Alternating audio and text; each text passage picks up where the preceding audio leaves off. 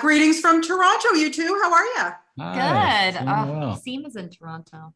Yeah, well, Shout out to listen, Seema in Toronto.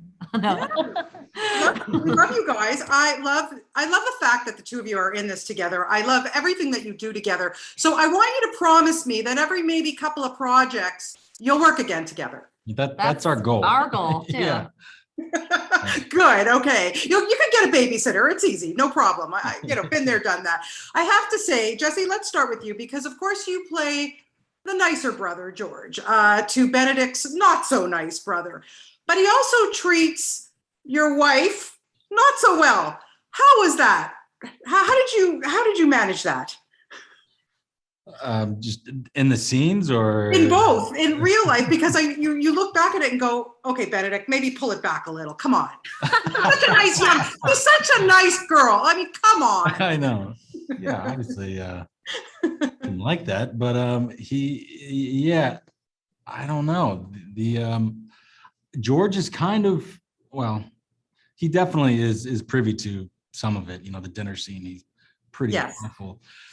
But I think he's stuck in the middle of his love for his brother, although he is a pretty awful tormentor of almost everyone. Yeah. And his new love. I don't know. Yeah, George, I think, is unsure of how to fix this, and I think a little slow in getting there. Yeah.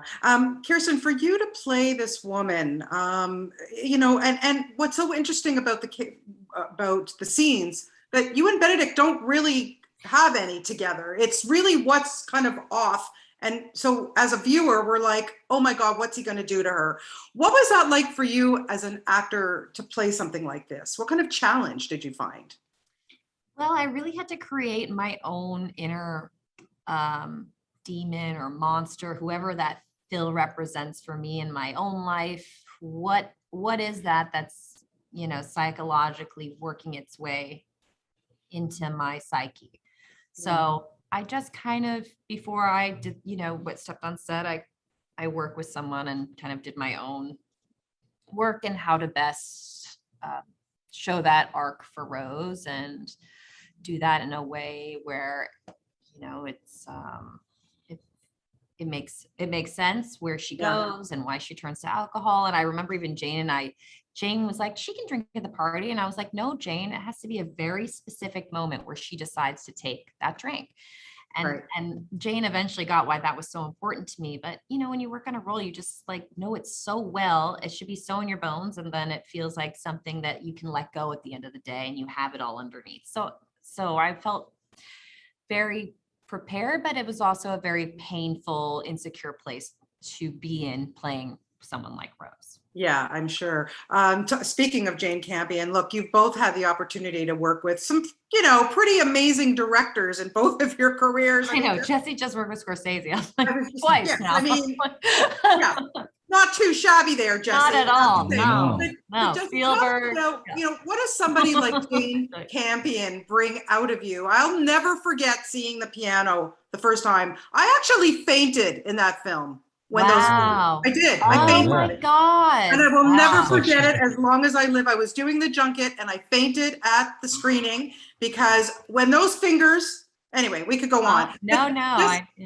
Right? Okay. That's one of the most powerful moments of cinema to me that I've seen. Her eyes and that whole dress. That dance of her falling with her fingers cut off is like one of the most imprinted things in cinema in my brain as well.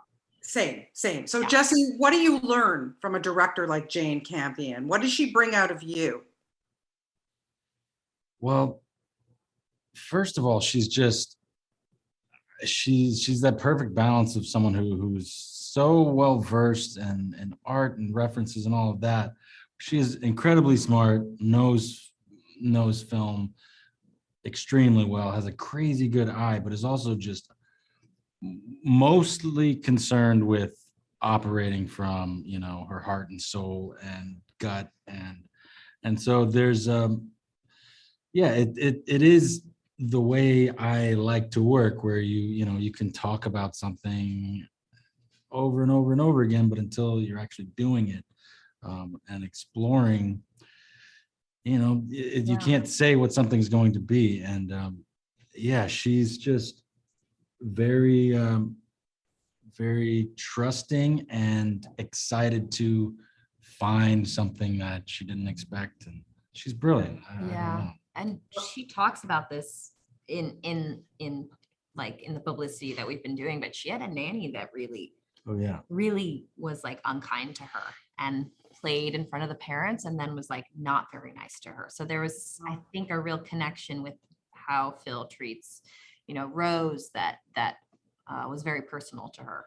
Yeah, well, you guys are brilliant in this. You're so, so wonderful. I love this film so, so much. And thank you so much for your time today. I really Thank do you. appreciate it. Thank Take Thank care. you. you. Okay, bye. Bye.